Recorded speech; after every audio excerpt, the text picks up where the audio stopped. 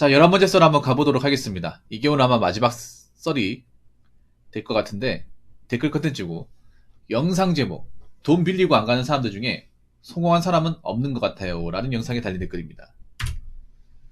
그러면 안 되죠. 아니, 남의 돈 떼가고 안 가는 사람이 성공하면 대한민국이 문제가 많죠. 적어도 대한민국에서 자수성가하고 잘된 사람들 중에 남의 돈 빌려가서 피눈물 흘린 사람은 없는 것 같은데? 한번 생각해요. 돈 빌려가서 안 갚는 사람 중에 성공한 사람은 사기꾼이죠. 뭐 성공했다 하면 사기꾼이 될 수 있겠네. 범죄자가 될 수 있겠네. 적어도 정상적으로 자기가 자수성가해서 뭔가 불이익 입은 사람 중에 빌려가 놓고 안 갚는 사람 없을 거예요. 성공했으면 갚겠죠. 그만큼 부를 추적을 했으니까. 누가 도움 받았습니까? 그 사람 덕택에 성공했으니까 당연히 갚겠죠. 그런데 빌려가 놓고 안 갚는데 성공한다. 그러면 사기꾼이지. 애초에 남의 돈을 빌려갖고 안 갚는 사람 중에 성공하는 것 자체가 말이 안 되죠. 그런 싹선도 안 하는 사람 어떻게 성공을 합니까? 그리고 아까 우리 경무님이 말씀하신 것 중에 뭐 지인 중에 그 자기가 아는 지인 중에 대학교 동기죠. 그 친한 사람한테 400만 원 빌려주고 이제 겨우 100만 원씩 받는다고 했잖아요. 그러니까 왜 빌려줬냐 물어보니까 친하니까 빌려줬다. 참, 친하니까 빌려주고 안 친하면 안 빌려줘도 되고. 친한 게 참 별거 아닌데 나이 먹다 보면. 여러분 제가 전에 그런 얘기 했죠. 배신은 친하다고 생각하는 사람 당한다고.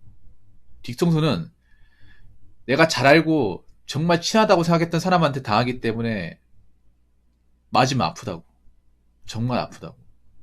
보통 그런 거죠. 이 사람이 나하고 친하니까, 나하고 깊은 관계가 있으니까 설마 뒤통수 치겠어 라고 했는데 정말 칩니다. 대부분 우리가 알고 있는 통수 당하는 거는 정말 친하고 오랫동안 알고 지내고 털 없이 지낸 사람한테 뒤통수를 맞습니다. 그래서 데미지가 정말 세게 옵니다. 애초에 모르는 사람은 뒤통수를 칠 일이 없습니다. 모르는 사람은. 애초에 우리가 일정 관계가 성립되지 않은 그 관계에서는 뒤통수 거리가 안 나와요. 확실히 알고 지낸 사람한테, 오랫동안 우리가 좀 서로 터놓고 얘기한 사람한테 뒤통수를 당합니다. 그래서 데미지가 세게 오죠. 근데 아직까지도 대한민국 사람은 저걸 믿습니까? 의리 같은 거 믿어요? 친하니까 빌려주면 그 친분이 더 돈독해집니까? 오히려 그것 때문에 나한테 데미지가 세게 올 수 있는데, 부메랑처럼. 맞아요. 믿는 도끼가 딜이 잘 박혀요. 엄청나게 딜이 잘 박혀져. 카운터 데미지가 들어온단 말이에요. 참 우리나라 사람들은 정이 약한 것 같아. 아직까지 정을 믿고, 아직까지도 의리를 믿고, 우정을 믿고, 돈 앞에서 의정, 우리, 사랑, 이딴 건 없는데. 돈이 무서운 게 그런 거예요. 돈이 그런 여러 가지 우리가 알고 지낸 관계를 단돈 얼마로 아무것도 아니게 만들어 버릴 수 있습니다. 정말 아무것도 아니게. 돈이 그만큼 무서워요. 특히 우리가 알고 지낸 관계에 돈이 왔다 갔다 하면 얼마든지 깨질 수 있습니다. 그거 정말 아무것도 아니에요. 이거 한번 겪어보신 분들은 절대 돈 알기를 우습게 하지도 않고 주변 사람들과 돈거래 같은 거 안 합니다. 돈 앞에서 10년지기, 20년지기, 뭐 대학교 동창, 고등학교 동창, 한 동네에서 나고 자란 거 그딴 거 의미 없습니다. 아무 의미 없습니다. 항상 사람은 바보 같은 게 뭔가 매운맛을 봐야, 한번 세게 대어봐야, 뒤통수를 세게 맞아봐야 그때가 정찰입니다. 제가 항상 방송에서 얘기하는 거는 여러분이 뒤통수 맞기 전에, 세게 대기 전에 얘기하는 거예요. 대어봤기 때문에. 근데 한국 사람도 바보 같아 꼭 이렇게 얘기하면 안 듣다가 자기가 직접 매운맛을 겪고 나서 그때가 아 그렇구나라고 알게 됩니다. 아니 이미 피해 당하고 나서 제 얘기 들으면 뭐합니까? 더 아프죠. 그래서 앞으로 지인들 간의 돈거래는 웬만하면 없었으면 좋겠고, 그리고 남의 돈 떼가는 사람들 중에 잘된 인간은 없어요. 잘됐으면 그 사람은 사기꾼입니다.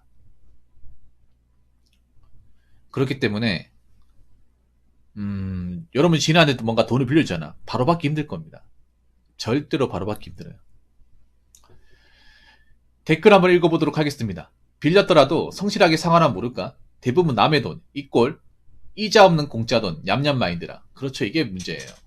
여러분 한번 생각해봐. 여러분들이 만약에 개인 간에 어떤 돈을 빌리는 게 아니라 금융기관에 돈을 빌린다거나 아니면 사채 업자한테 돈을 빌린다거나 이수과에 돈을 빌린다 했으면 과연 저렇게 돈을 떼먹고 나 몰라라 할까요?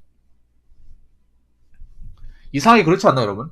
은행이나 그 이군영권 그리고 사채업자 일수꾼한테 돈 떼인 거는 어떻게든 갚으려고 하는데 왜 지인들한테 돈 떼인 거는 안 갚으려고 합니까? 그렇지 않나요? 참 웃긴 게 그렇잖아요. 정말 야 같지 않습니까? 아니 뭐 금기관이나 개인 간에 돈을 빌린 게 아니라 이제 어떤 그런 강압적으로 나오는 데는 바로 갚는단 말이에요. 어떻게든 갚으려고 애를 쓴단 말이에요. 근데 막상 친하다고 생각한 사람한테 이제 돈을 빌리는 경우는 바로 가는 경우는 내가 본 적이 없거든요.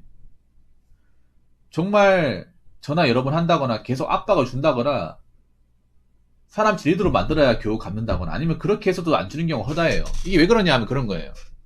지인의 돈을 안 갚는다 해도 신분상에 아무런 불이익이 없어요. 지인의 돈을 안 갚는다고 해서 내가 불이익 받을 게 전혀 없습니다. 근데 금융기관에서 내가 돈을 안 갚잖아. 그럼 이자가 계속 붙어요. 이자가 계속 붙고 계속 안 갚고 뻐기면 차압이 들어오죠. 그리고 사채업자나 일수꾼은 갚을 때가 집 앞에 찾아가죠. 직장에 찾아간다거나 아니면 부모님 앞에 찾아간다거나 아니면 데이트하는데 찾아간다거나 계속 이제 찐득이처럼 붙어있죠. 저번에 보니까 일수꾼은 돈 받으려면 어떻게 되냐면 요즘에는 뭐 사채업자나 일수꾼들이 가가지고 폭력 같은 거 못 쓴대요. 처벌수익이 강해져가지고 협박 같은 거 못한대. 그럼 어떡하냐 하면 그냥 학교 앞에서 그냥 있잖아요. 커피 마시고 기다리고 있는데요. 이 사람이 나올 때까지. 직장에서 나올 때까지. 그럼 나오잖아. 그럼 얼굴 보고 얘기하는 거예요. 대놓고. 아니 돈 주기로 하는 날짜가 됐는데 왜 돈 안 줍니까? 물어볼 거야. 직장 동료들이. 이 사람이 나한테 돈을 꺼갔는데 자꾸 연락을 회피하고 돈을 안 줍니다. 이렇게 얘기하면 직장에서 난세지지 않습니까? 예. 그래서 어떻게든 갚을 수밖에 없어요. 왜냐 사람이 직장에 체면이라는 게 중요하잖아. 보통 뭐 사채업자나 일수거나 돈을 빌려도 직장에서 내가 그런 돈을 빌렸다 얘기 안 하지. 왜냐 그거 자체가 마이너스니까. 우리가 사회생활 하다 보면 누가 돈 빌렸다는 것 자체가 자기 커리어에서 마이너스거든요. 그래서 누가 돈을 빌려가는지조차도 모릅니다. 모르는데 그 사람 보는 앞에서 이 사람이 제가 일수꾼인데 이 사람이 저한테 달마다 5만 원씩 빌려가서 며칠 전에 돈을 받아야 되는데 자꾸 안 주고 뻐기니까 저로서는 어쩔 수가 없어가지고 보는 앞에서 얘기하는 겁니다. 땡땡씨 왜 돈을 안 줍니까? 왜 사람 난처하게 만드나요? 돈을 제때 줬으면 내가 여기까지 안 찾아오지 않습니까? 내가 꼭 이렇게까지 해야겠습니까? 그럼 진짜 동료 앞에서 얘기하면 개쪽이지 않습니까? 일수꾼을 이용했다는 것 자체가 굉장히 명예적으로는 굉장히 데미지 오거든요, 이게. 보통 직장이라고 하면. 자네 일수까지 하나? 도대체 뭘 했길래 이런 것까지 건드리냐? 이런 식으로 말 나온단 말이에요, 직장에서. 그렇게 돈을 줄 수밖에 없어. 그런데 지인들한테 돈을 빌리는 것은 어차피 급한 거는 내가 아니기 때문에 굳이 압박을 받지 않는 이상은 갚을 이유가 없어요, 이게. 그리고 보통 지인들한테 돈을 빌리는 경우는 아까도 얘기했잖아요. 이미 다른 데 돈을 다 빌렸다고. 손을 여러 군데 벌려가지고 돌고 돌려서 나한테 온 거예요. 빌렸더라도 성실하게 상환하면 모를까. 당연히 지인들한테 돈 빌렸으니까 성실하게 상환해야 되는 거 아니야? 그 사람의 미안함을 봐서라도. 맞잖아요. 내가 그만큼 신세를 진 거잖아. 돈을 X를 떠나가지고. 그러면 무조건 성실하게 갚아야 되는데 어떻게 된 게 지인 돈을 그렇게 성실하게 갚는 케이스가 별로 없어요. 나 들어본 적이 없어. 여러분 들어본 적 있습니까? 지인의 돈을 빌려가 놓고 원하는 날짜에 제때제때 따박따박 갚아가는 사례 본 적 있습니까? 오히려 돈을 떼인다거나 전화 안 받고 잠수 탄다거나 차에 피 미룬다거나 그래가지고 애타게 하는 경우는 비일비재하죠. 말도 안 되게 많죠. 지금도 벌어지고 있죠. 그러니까 처음부터 이런 일 당하지 말라는 거예요. 안 빌려주면 이런 일 당할 일이 없잖아요.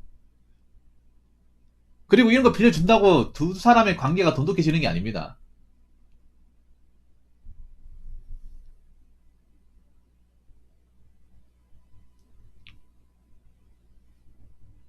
아니 어떻게 된 게 생각해봐. 지인들한테 돈을 빌려주고 이제 받는 사례에서 어떻게 된 게 제대로 된 사례가 별로 없습니까?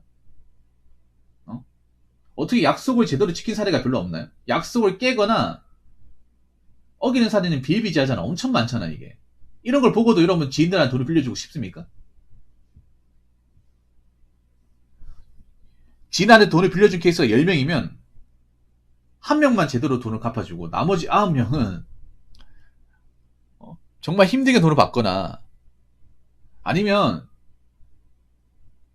돈의 일부만 변제하고 안 갚는다거나 심지어는 아예 안 갚는다거나 그런 경우 발생해요. 따박따박 잘 갚는 사람이 유니콘 같은 존재라고요? 참.